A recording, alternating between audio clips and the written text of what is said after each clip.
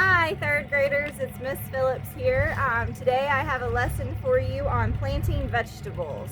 Okay, so earlier this year we had talked about different flowers and vegetables and how we planted seeds and then they germinated into an adult plant. So today we're going to review that information, but we're going to plant these. Instead of doing them in Ziploc bags, we're going to do them in potted plants.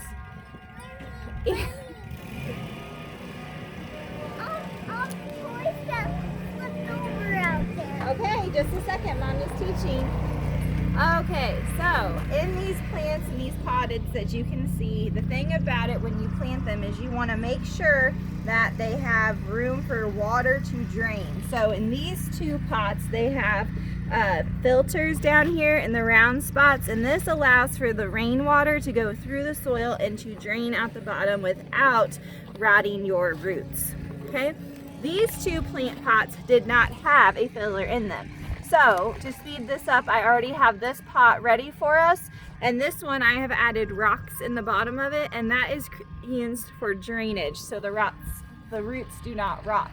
Then you just fill with Miracle-Gro or fresh farm dirt. Since we live on a farm, we are using fresh farm dirt today. If you remember, we have to have 4 things for a plant to live. You have to have soil, sunlight, and water. Okay? I said 4, but that's 3. Oh, and then of course the seed.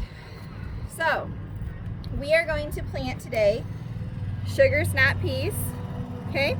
And the instructions on the back here say that you should be planting them about 1 to 1/2 inch deep. And it says it takes about 12 days for these to start germinating, to be able to see the sprouts. So if you plant these at home, you do have to be a little patient to see the lovely little greens come out of the soil. It's not going to be overnight. Okay, so what we're going to do now is we're going to take these seeds, and it says that they should be about 2.5 inches to 2 inches apart. Okay, so that's about this much. So we're going to place the seeds randomly throughout this pot. I like to plant 2 seeds just in case one of the seeds don't actually grow. Because if you remember, when we did our experiments earlier this year, everybody got 5 seeds and not everybody's seeds sprouted. Okay, so we're going to make these little holes right here in the dirt. I like to go ahead and just do that ahead of time.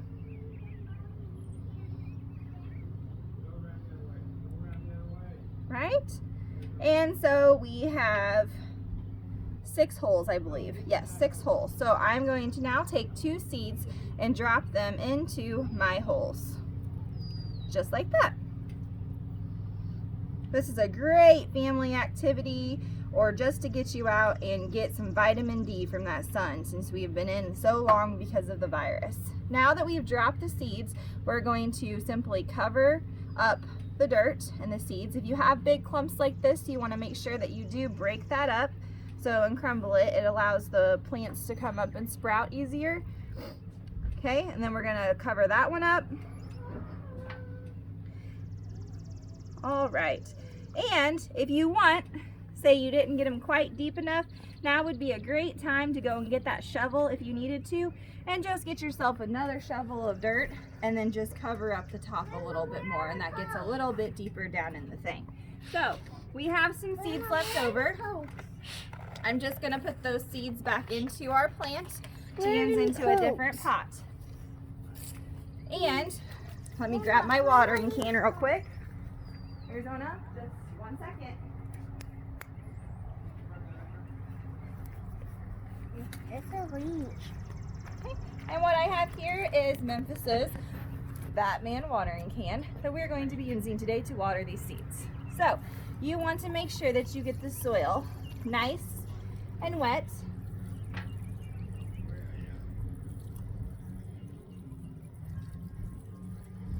Give them a nice good drink of water and then leave them out in the sun, because again, they need dirt, water, and sun to grow.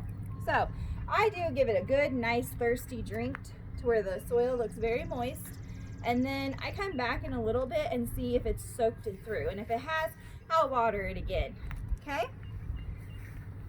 Now, for your assignment this week, I would like for you to draw me a picture of a flower, and I want you to label the labels or the petals, the stem, leaves, and roots, just like we did on our test earlier this year.